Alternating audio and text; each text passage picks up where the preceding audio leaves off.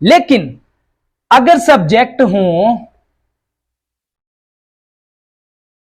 He, she, it या कोई singular noun, तो फिर आपने वर्ब की फर्स्ट फॉर्म के साथ एस और ई एस का एडिशन कर देना है। फिर खाली प्ले नहीं लिखना, प्लेज।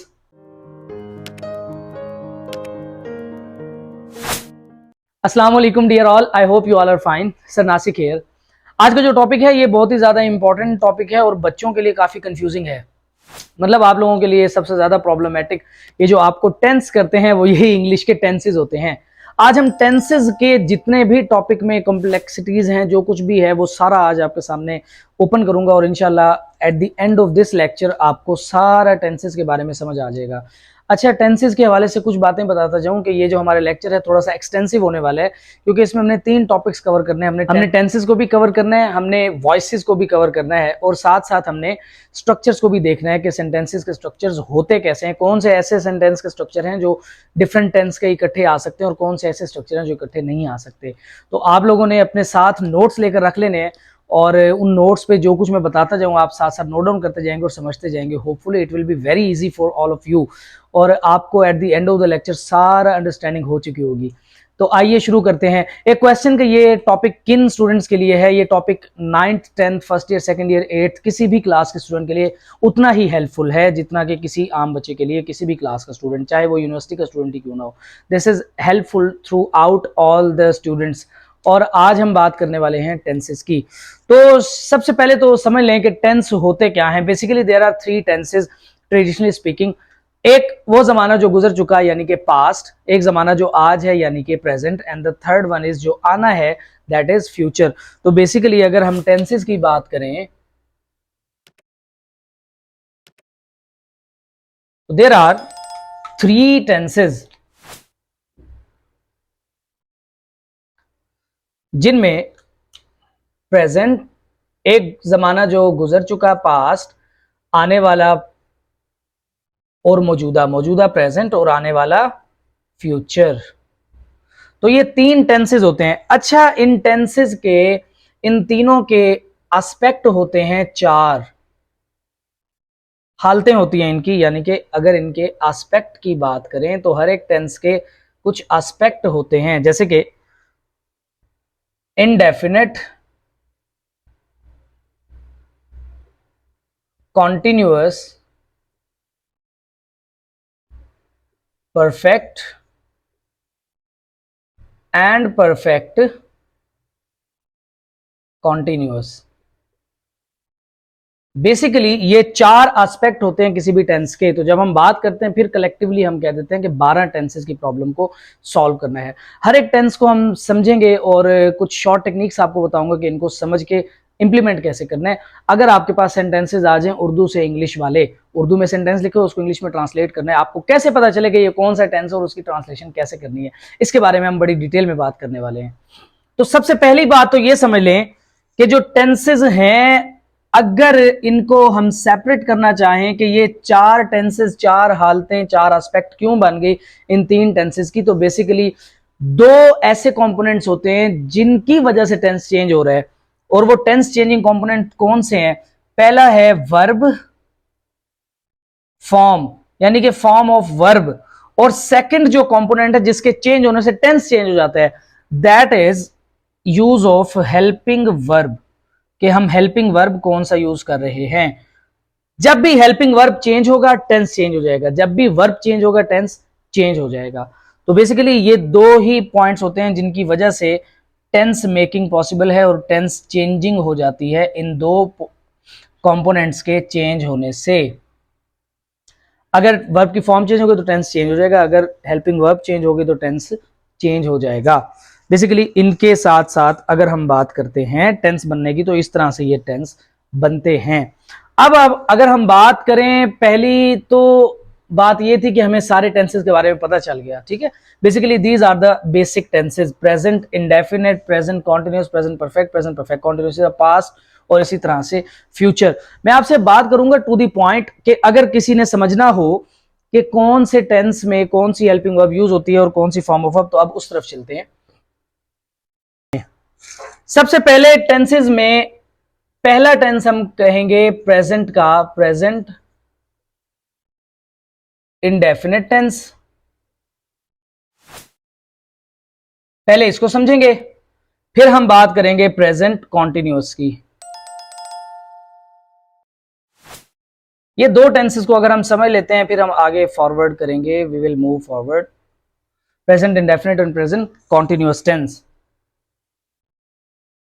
यहां पे एक बात काबिल गौर है कि प्रेजेंट इंडेफिनिट टेंस अगर उर्दू से इंग्लिश फिक्रों की, सेंटेंसेस की पहचान करनी हो तो कैसे होगी। असल में इनकी पहचान होती है अगर सेंटेंस के उर्दू में लिखे हुए फिक्रे के आखिरी अल्फाज में या आखिरी ऐसे अल्फाज जो कि वर्ब हैं, जिनसे काम का करना होना जाहिर हो, तो उन अल्फाज के आखिर में ता है, ये उर्दू की पहचान है, ती है, ते हैं, आ जाए, तो फिर हमें ये श्योर हो जाना चाहिए कि ये प्रेजेंट इंडेफिनिट टेंस है। मेरा लेक्चर यहां ऊपर मैं आपको दे रहा हूं, ये है करेक्ट यूज ऑफ वर्ब। जब हम करेक्ट यूज ऑफ वर्ब के लिए इन टेंसेस के टॉपिक को पढ़ते हैं तो फिर हम उर्दू की बात नहीं कर रहे होते, फिर हम इंग्लिश की बात कर रहे होते, फिर उसमें टेंस का यूज डिफरेंट होता है। अभी जो मैं बात कर रहा हूं वो बड़ी इंपॉर्टेंट है कि अगर अल्फाज उर्दू के जो वर्ब होते हैं, अल्फाज फेल जिनसे काम का करना होना जाहिर हो, उनके आखिर में ता है, ती है, ते है, ताहू वगैरह आ जाए, तो वो सेंटेंस बन जाता है प्रेजेंट इंडेफिनिट टेंस का। जैसे कि एक सिंपल सा सेंटेंस मैं लिखता हूं आपके सामने, मैं क्लास को पढ़ाता हूं। अब देखो यहां पे ता हूं कहां पे आया है, पढ़ाना लफ्ज के साथ, जो कि एक वर्ब है, एक फेल है, एक काम का करना होना जिस अल्फाज से जाहिर होता है, ठीक है, उसको वर्ब कहते हैं। तो वर्ब के साथ ता हूं, ते है, ता है वगैरह आ जाए तो ये पहचान होती है प्रेजेंट इंडेफिनिट टेंस की। अब समझे बात को कि आपको इसको सॉल्व करने के लिए क्या चीजें चाहिए। सबसे पहले तो मैं यहां पे एक बॉक्स बना रहा हूं, इन बॉक्स में हम समझेंगे कि वर्ब की फॉर्म कौन सी होगी और हेल्पिंग वर्ब कौन सी होगी, जो दो डिसाइडिंग फैक्टर्स होते हैं। वर्ब फॉर्म यानी कि form of verb, and second factor helping verb कौन से होते हैं, क्योंकि इन्हीं पे टेंस बेस कर रहे होते हैं। जैसे ही ये चेंज होगी तो टेंस भी चेंज हो जाएगा। प्रेजेंट इंडेफिनिट टेंस में फॉर्म ऑफ वर्ब यूज होती है सिर्फ वर्ब की फर्स्ट फॉर्म, जैसे गो, रन, स्लीप, क्लाइंब, ये फर्स्ट फॉर्म्स है, सिंपल फर्स्ट फॉर्म यूज होती है। जैसे कि अगर ही प्लेज, शी प्लेज, अगर इट आ जाए, इट ब्रेक्स, ब्रेक नहीं, ठीक है, तो सिंगुलर नाउन अली प्लेज।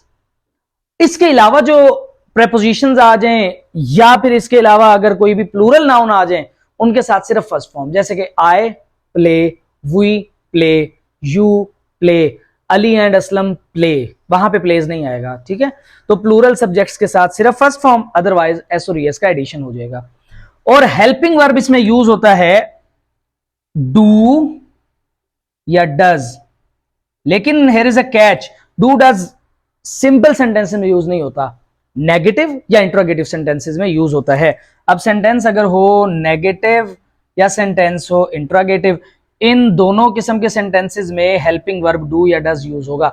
अब अगेन डू या डज कैसे यूज होगा, ही, शी, इट वाले जो भी ये वाला पेयर है, इनके साथ डज यूज होगा, अदर्स के साथ डू यूज होगा, ठीक है। तो अभी इसकी टेक्निक को दोबारा पूरी तरह से समझते हैं, मैं सिर्फ अभी आपको बेस दे रहा हूं कि ये असल में यूज करना कैसे है। जैसे ये सेंटेंस लिखा हो, इसको सॉल्व कैसे करना है, ये टेक्निक अभी आपको बताता हूं।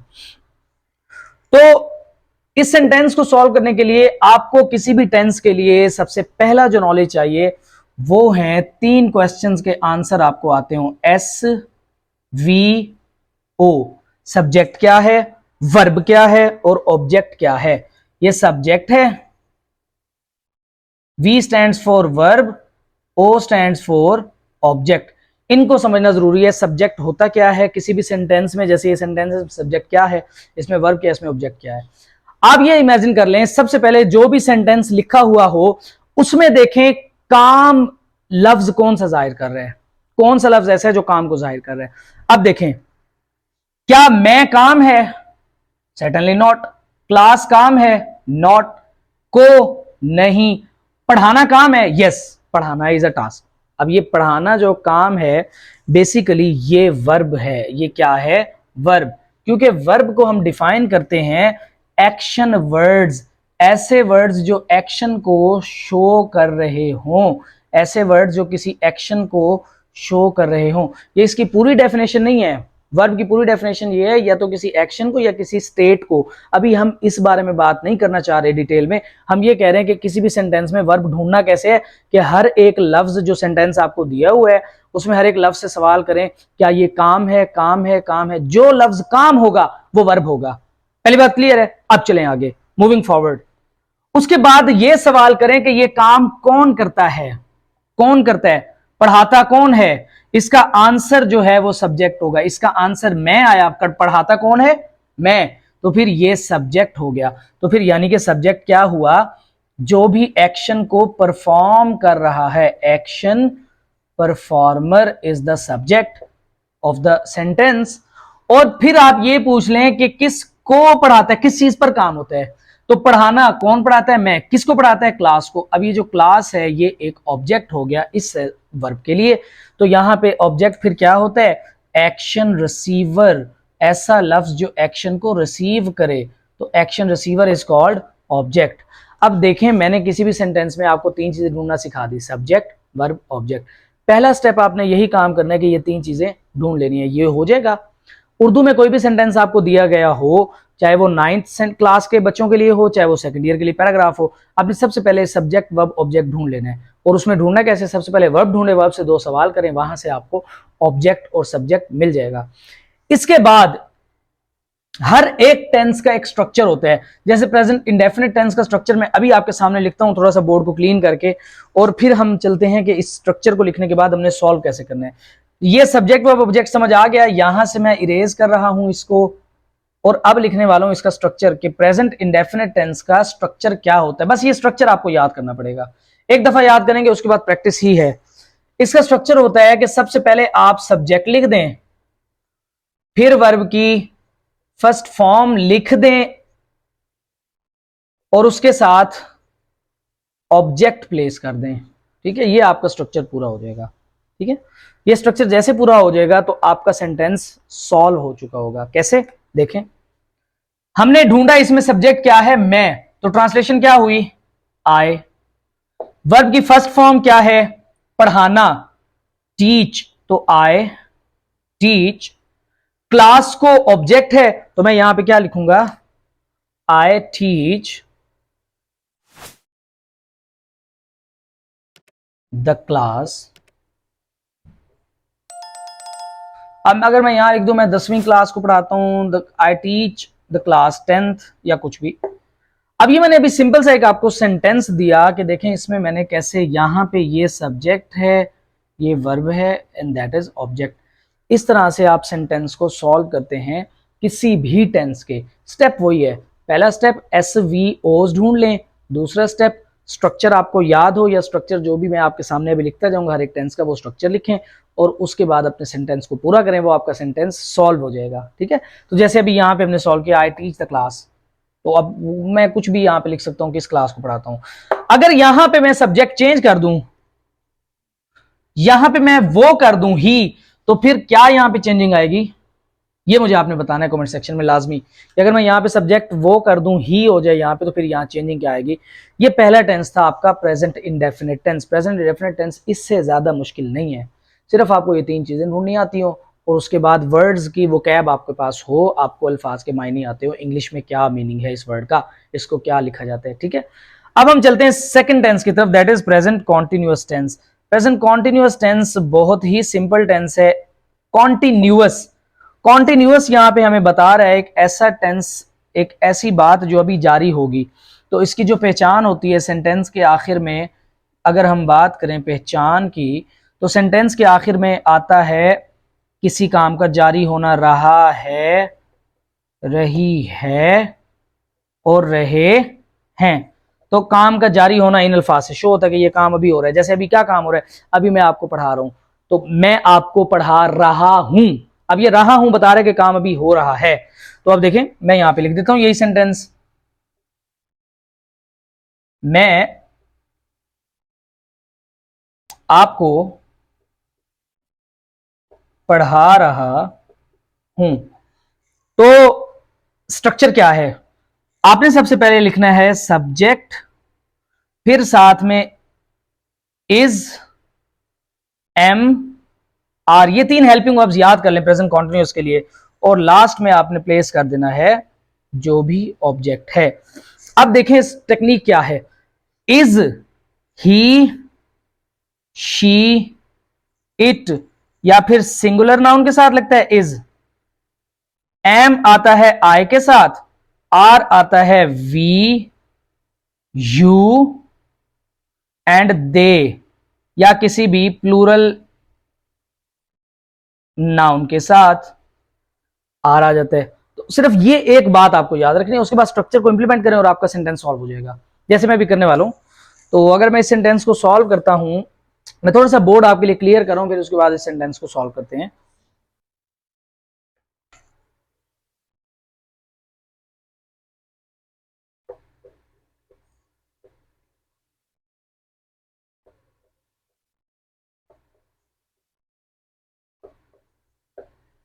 तो देखिए जी, सेंटेंस आ गया आपके पास। पहले तो स्टेप्स को फॉलो करें। पहला स्टेप क्या है, मैं वर्ब, सब्जेक्ट और ऑब्जेक्ट को ढूंढना। वर्ब है पढ़ाना, तो ये हो गया वर्ब, कौन पढ़ा रहा है, मैं, तो ये हो गया सब्जेक्ट, किसको पढ़ा रहा है, आपको, तो ये हो गया ऑब्जेक्ट। ये तीन बातें क्लियर हो गई। अब स्ट्रक्चर हमने लिखा था कि सबसे पहले हम लिखेंगे सब्जेक्ट, साथ में हम लिखेंगे इज, एम, आर, और उसके बाद हम प्लेस करेंगे वर्ब। वर्ब की फॉर्म यहां पर आनी चाहिए आईएनजी फॉर्म, यानी कि वर्ब की फोर्थ फॉर्म इसको कहते हैं। गो, गो के साथ आईएनजी लगा दो तो क्या बन जाता है, गोइंग। आईएनजी फॉर्म यूज करेंगे और बाद में लिखेंगे object, is, am, are plus verb ING form plus object. अब देखिए इसको मैं सॉल्व करने वाला हूं। मुझे सब्जेक्ट पता है, सब्जेक्ट क्या है, मैं मतलब आई, आई के साथ क्या आना चाहिए, एम, आई एम। अब पढ़ाना की इंग्लिश क्या होती है, टीच, तो टीच प्लस आईएनजी फॉर्म क्या हुई, टीचिंग। अच्छा जी, अब आते हैं ऑब्जेक्ट की तरफ। ऑब्जेक्ट किस, कौन है, यू, तुम्हें पढ़ा रहा हूं, आपको पढ़ा रहा हूं, तो आई एम टीचिंग यू। ये सेंटेंस इस तरह से प्रेजेंट कॉन्टिन्यूअस को सॉल्व हो जाता है। ठीक है, प्रेजेंट कॉन्टिन्यूअस में इससे ज्यादा और कोई टेक्निक नहीं है। अगर सेंटेंस हो नेगेटिव, अगर सेंटेंस हो नेगेटिव, तो जैसे मैं आपको नहीं पढ़ा रहा हूं, अगर आ जाए नेगेटिव, तो याद रखें हमेशा एक ही स्ट्रक्चर सब टेंसेज में यूज होगा। हेल्पिंग वर्ब के बाद नॉट आपने ऐड कर देना है, आई एम नॉट, बाकी सारी चीजें सेम रहेंगी, टीचिंग यू, स्ट्रक्चर सारा सेम रहेगा। और अगर हम बात करें इंट्रागेटिव सेंटेंसेस की, तो इंट्रागेटिव सेंटेंसेस को कैसे सॉल्व करना है, जिन सेंटेंसेस के लास्ट में क्वेश्चन मार्क आ जाए, सवालिया। इंट्रागेटिव, इंट्रागेटिव दो तरह के होते हैं। एक इंट्रागेटिव वो होते हैं जो क्या से शुरू होते हैं, क्या से शुरू होने वाले, और दूसरा इंट्रोगेटिव वो होते हैं जो कब, कहां, कैसे, क्यों,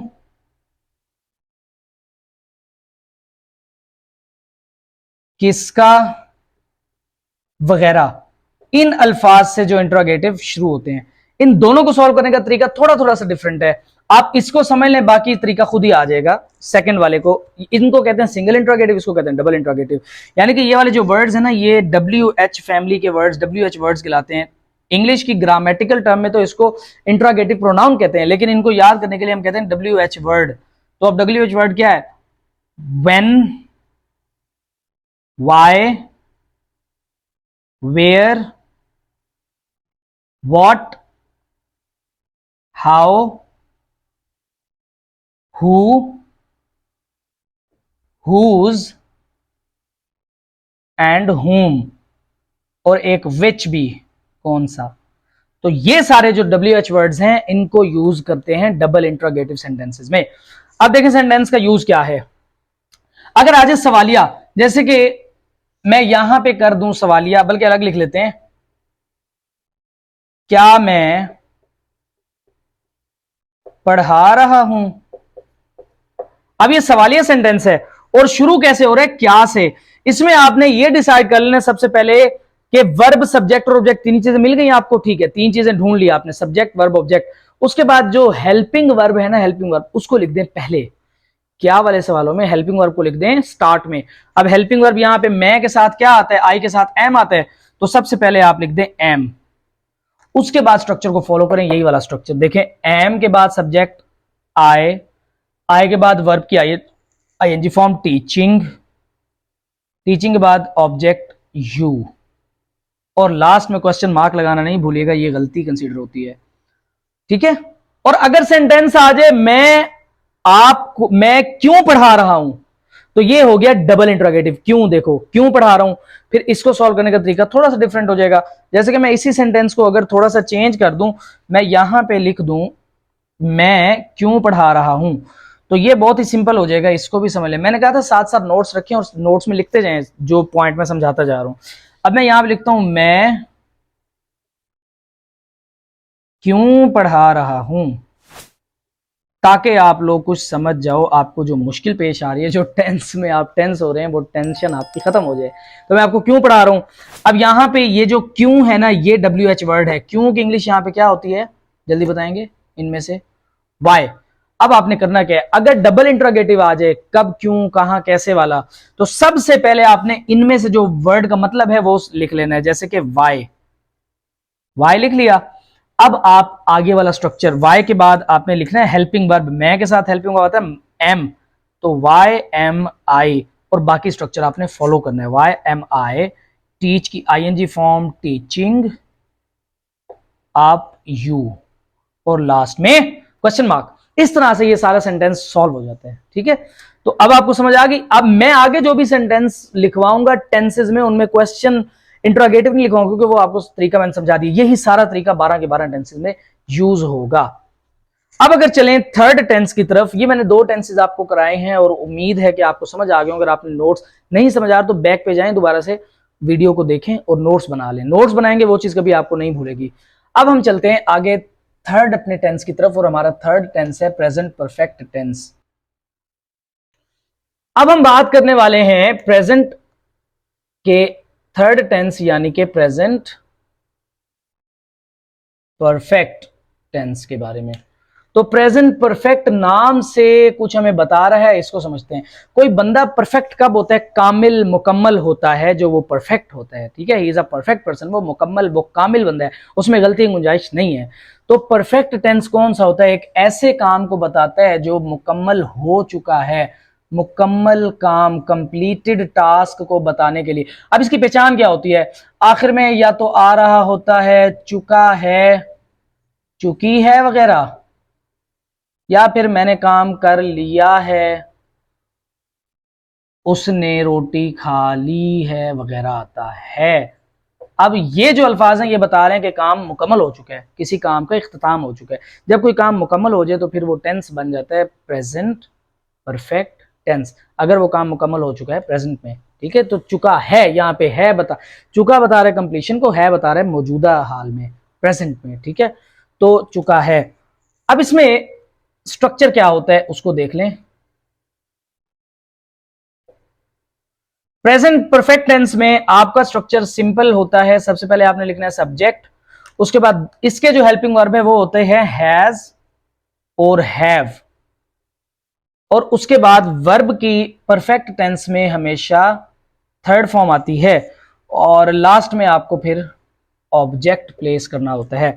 अब यहां पे ही, शी, इट, या फिर सिंगुलर नाउन, इनके साथ आता है हैज, और आई, वी, यू, दे, या कोई भी प्लूरल नाउन, इनके साथ आता है हैव, ठीक है।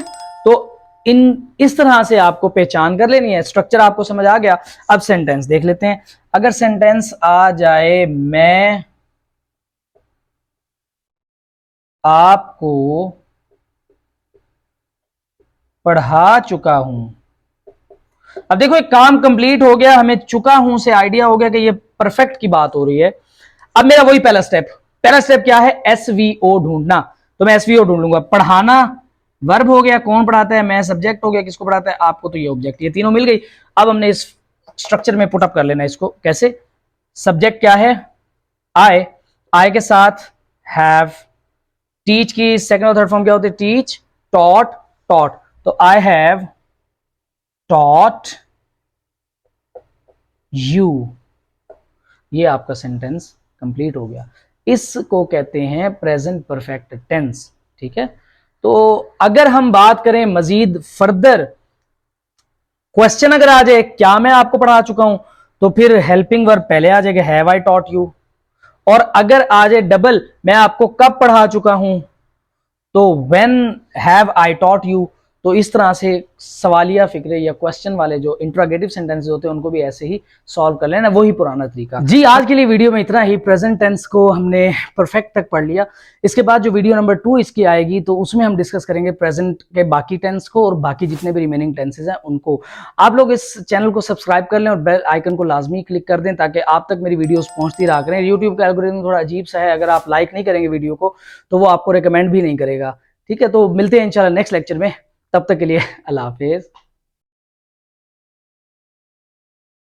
हम सारे टेंसेज में वही सेम तरीका ही इंप्लीमेंट करेंगे। अब अगर हम बात करें प्रेजेंट परफेक्ट कॉन्टिन्यूअस की, तो उसका स्ट्रक्चर वाले हैं